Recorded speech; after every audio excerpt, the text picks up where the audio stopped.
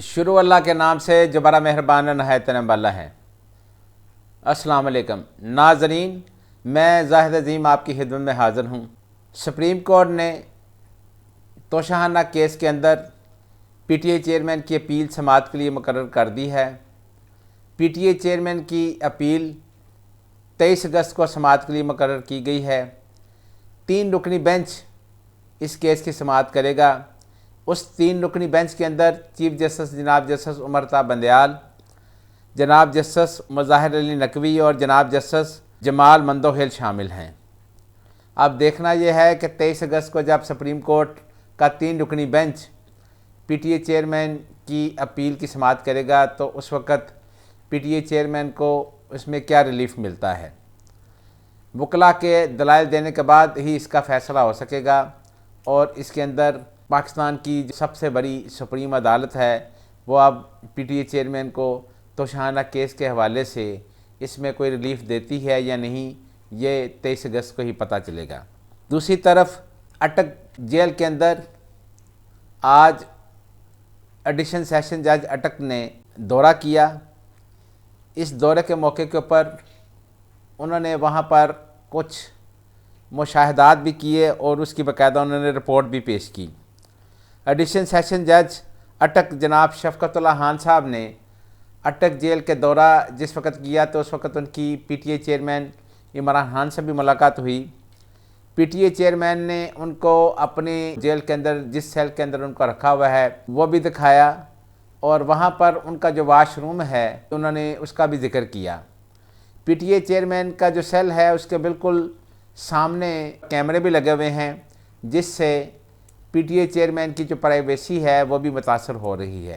PTA chairman Imran Khan ने additional session जज अटक को इस मौके के ऊपर कुछ शिकायत भी दर्ज करवाईं जिसका बाकायदा एडिशनल सेशन जज अटक ने इसके ऊपर मुशाहिदा करते हुए जेल इंतज़ामिया को हदायत भी जारी की और उन्होंने इसकी रिपोर्ट भी पेश की जिसके ऊपर उन्होंने कहा कि जेल इंतज़ामिया ने उनको यकीन दहानी कराई है कि ये जो तमाम उनकी शिकायत हैं उनको दूर किया जाएगा। पीटीए चेयरमैन ने जो शिकायत की हैं अटक जेल के अंदर उसके जो एडिशनल सेशन जज अटक हैं उन्होंने ये भी कहा कि ये जो शिकायत उन्होंने की हैं ये बिल्कुल दुरुस्त हैं। इससे पहले अटक जेल के बारे में पीटीए चेयरमैन के वकला, उनकी लीगल टीम, उन्होंने भी बाहर आकर इसी तरह की शिकायत की थी। उनका एक मौक़िफ़ था। उनकी अहलिया बुशरा बीबी का भी इसके बारे में एक मौक़िफ़ था। बुशरा बीबी ने तो बाकायदा होम सेक्रेटरी पंजाब को इसके बारे में ख़त भी लिखा था जिसमें उन्होंने जिक्र किया था कि पीटीए चेयरमैन इमरान खान ना सिर्फ साबिक़ वज़ीर-ए-आज़म हैं बल्कि पाकिस्तानी कौमी क्रिकेट टीम है उसके साबिक़ कप्तान भी रहे हैं। वो ऑक्सफोर्ड यूनिवर्सिटी के ग्रेजुएट भी हैं और इसके अलावा पाकिस्तान के बहुत अहम ओहदों पर भी रहे हैं। लेकिन उसके बावजूद उनको जेल के अंदर सी क्लास सेल में रखा गया है और उनको जेल मेन्यू के मुताबिक खाना दिया जाता है। उन्होंने बहुत सारी चीज़ों के बारे में होम सेक्रेटरी पंजाब को खत लिखा था जिसमें उन्होंने लिखा था कि उनको वहाँ पर प्राइवेट अपना जो मुआलिज है, जो डॉक्टर है, उससे मुआयना करवाने की भी इजाज़त भी नहीं दी जा रही। उसके अलावा हुकूमत पंजाब का भी एक मौक़िफ़ था जिसमें उन्होंने कहा था कि पीटीए चेयरमैन को 3 तरह के सेल में रखा गया है। एक सेल के अंदर वो सोते हैं, एक सेल के अंदर वो उनका वाशरूम बनाया हुआ है, एक सेल के अंदर वो वर्जिश करते हैं, उनको वर्जिश की भी सहूलत दी गई है, उनको दीगर सहूलतें भी दी गई हैं, अखबार भी दिया हुआ है।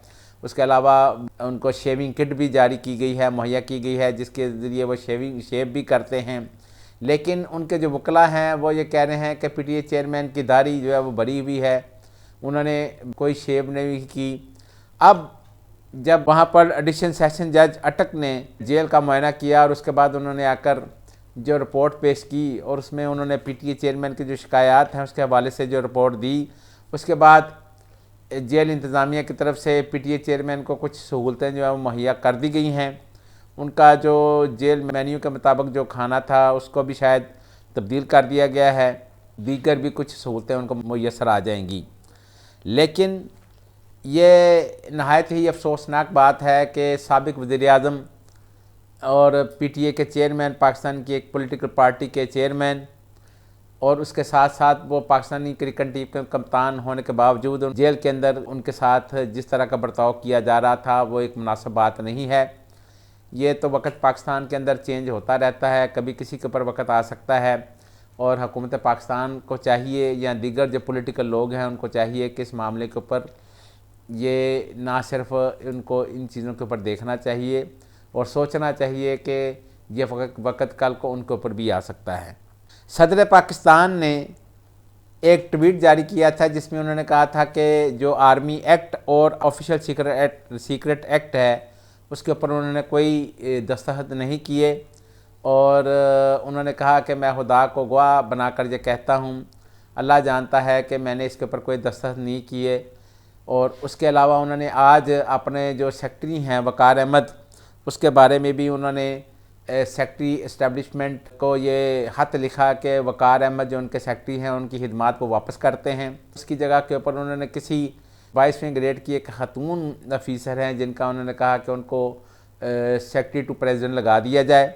लेकिन उनके जो सेक्रेटरी हैं, सब दोष होने वाले जो सेक्रेटरी हैं वक़ार अहमद, उन्होंने भी सदर पाकिस्तान को एक ख़त लिखा है जिसमें उन्होंने कहा कि ये जो दोनों बिल्स हैं, दोनों जो एक्ट हैं, आर्मी एक्ट और ऑफिशियल सीक्रेट जो एक्ट है, ये दोनों उनके पास नहीं पहुँचे।